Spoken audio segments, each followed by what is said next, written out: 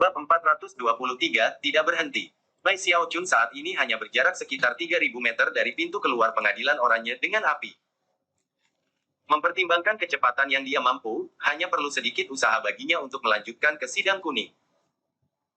Faktanya, ada banyak murid lain di daerah itu yang, meskipun berusaha yang terbaik, tidak dapat melewati angin dan kemampuan ilahi untuk mencapai tempat dia berdiri. Banyak dari mereka terkejut bahwa dia berhasil melewati begitu cepat, tetapi tidak ada dari mereka yang memperhatikannya. Bagaimanapun, mereka lebih peduli dengan situasi mereka sendiri, kehilangan konsentrasi sekecil apapun bisa membuat mereka remuk seketika. Karena bahaya yang intens, semua murid lainnya pada dasarnya mempertaruhkan hidup mereka.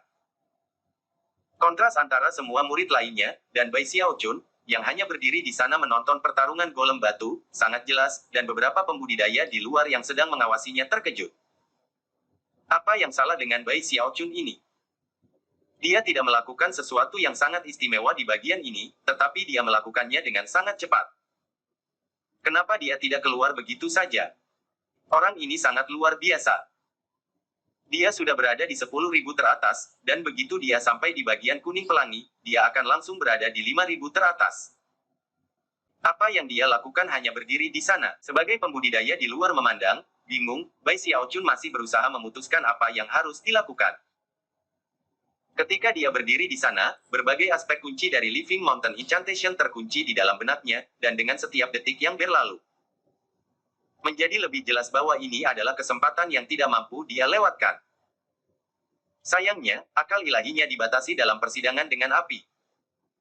Dan hanya bisa menyebar beberapa ratus meter, hanya bisa mengamati para raksasa dengan mata telanjangnya hampir seperti menatap mereka melalui kerudung.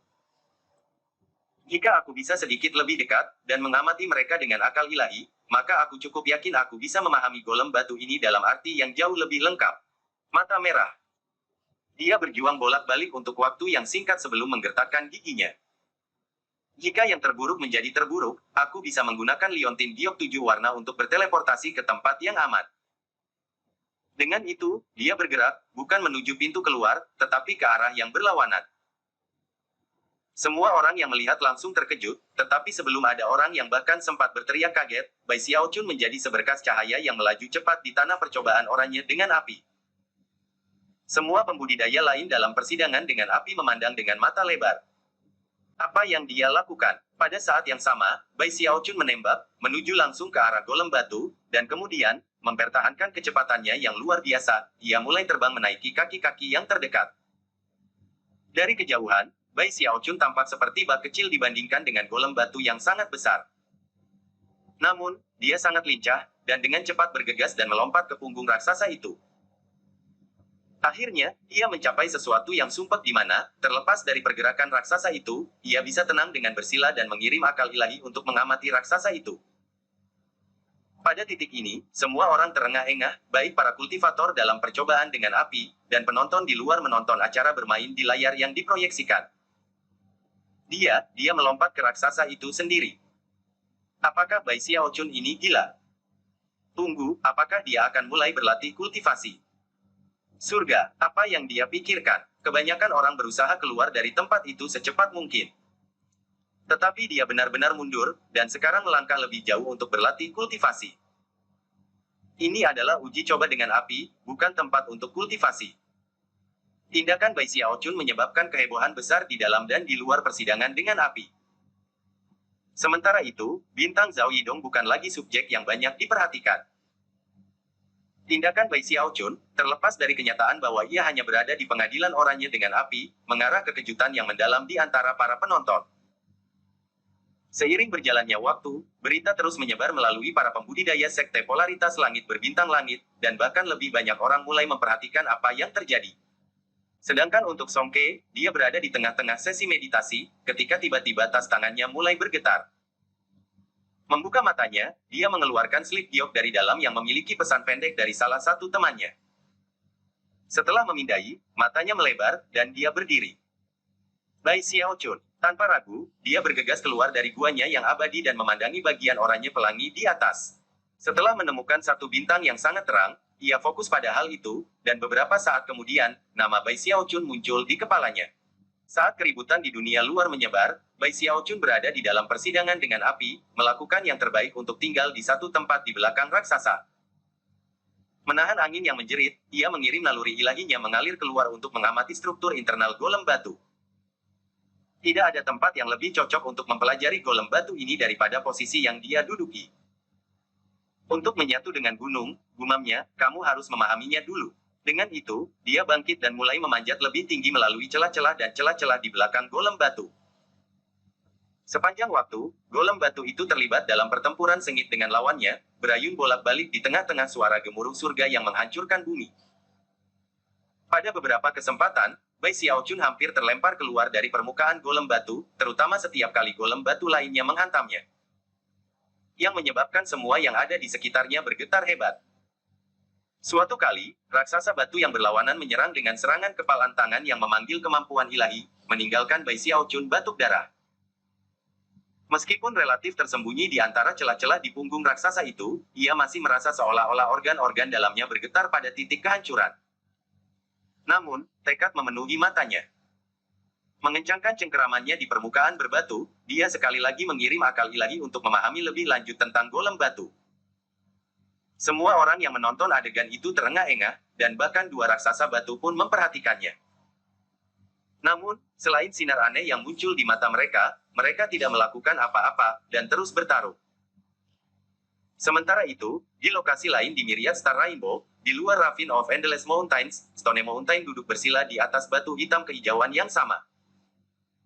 Perlahan, matanya terbuka, dan dia melihat ke arah persidangan Starry Sky Dao Polarity Superstars, tatapannya tertuju pada bintang Bai Xiaochun di bagian oranye pelangi. Perlahan-lahan, sebuah cahaya aneh muncul di mata pria itu, dan sebuah senyum muncul di wajahnya. Sekarang itu pintar, gumamnya pelan. Kembali ke dalam percobaan oranye dengan api, Bai Xiaochun mengambil napas dalam-dalam dan naik lebih tinggi ke raksasa.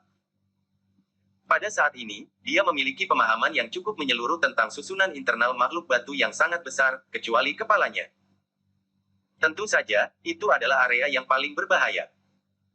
Tapi Bai Xiaochun saat ini dilalap dalam Living Mountain Incantation, dengan cara yang sama seperti ia sering kehilangan dirinya dalam meramu obat. Dengan rasa takut mati yang tampaknya tidak ada sama sekali, dia terbang lebih tinggi, bahkan ketika kedua golem batu itu saling bertempur tanpa henti. Sayap muncul di belakangnya saat dia mendorong dengan kecepatan yang lebih besar, dan dia bahkan mengandalkan Mountain Sucking Bash dan otot abadi di kaki kirinya. Boom Sonic bergema, dan serangkaian bayangan mengulur di belakangnya saat ia melesat ke atas untuk muncul di atas kepala golem batu. Angin memukulnya, membuatnya hampir mustahil untuk berdiri diam, tetapi ia meraih ke salah satu rambut batu yang mencuat dari kepala raksasa itu. Dan kemudian mengirimkan indera ilahi keluar dengan meninggalkan Sembrono. Tampaknya, golem batu itu tidak suka kepalanya diganggu. Sambil mengerutkan kening, ia menyentakkan kepalanya ke samping, menyebabkan angin kencang naik dalam persidangan dengan api. Seketika, para pembudidaya lain dalam persidangan mulai memancarkan jeritan kesakitan, dan dengan cepat mulai menghancurkan liontin batu giok mereka untuk berteleportasi. Bai Xiaochun akhirnya tidak bisa bertahan lagi, dan terlempar dari kepala raksasa itu. Pada saat yang sama, golem batu besar mulai mengayunkan tangannya yang seperti gunung ke arah Bai Xiaochun, hampir seperti manusia dalam upaya untuk mengambil seekor lalat dari udara. Saat Bai Xiaochun menyaksikan tangan besar mengisi bidang penglihatannya, matanya tiba-tiba bersinar dengan pencerahan. Spirit berbaur. Bai Xiaochun meraung, tangannya berkedip dalam gerakan mantra dua tangan saat ia menggunakan teknik melebur roh yang dijelaskan dalam Living Mountain Incantation. Dia telah mencoba hal yang sama ini berkali-kali di Ravine of Endless Mountains, dan telah gagal setiap kali. Tapi kali ini, dia tiba-tiba merasakan sesuatu yang mengaduk-aduk dalam benaknya, hubungan semacam dengan golem batu yang sangat besar ini. Itu adalah hubungan yang unik dan tak terlukiskan, hampir seolah-olah dia dilebur dengan emosi raksasa. Dia bisa merasakan betapa kuno itu, dan bisa merasakan kegilaan dan kepahitannya. Dia juga bisa merasakan betapa membenci dunia ini, dan terutama Starry Sky Dao Polarity Sect. Getaran mengalir di Bai Xiaochun, dan hal yang sama terjadi pada golem batu. Matanya bersinar dengan cahaya terang saat melihat Bai Xiaochun, dan tiba-tiba, alih-alih mencoba meraih Bai Xiaochun, itu menamparnya. Seketika, Bai Xiaochun dikirim terbang di udara, berputar jungkir balik menuju pintu keluar percobaan oranye dengan api. Wei Xiaochun hampir tidak punya waktu untuk terengah-engah sebelum dia berada dalam jangkauan teleportasi dari pintu keluar, dan terseret ke arah persidangan kuning dengan api.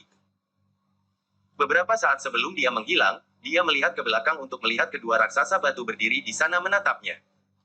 Beberapa saat kemudian, suara gemuruh yang kuat sekali lagi bergema. Rupanya, kinerja mereka tidak akan berakhir selamanya. Mereka tidak akan beristirahat sampai mereka mati.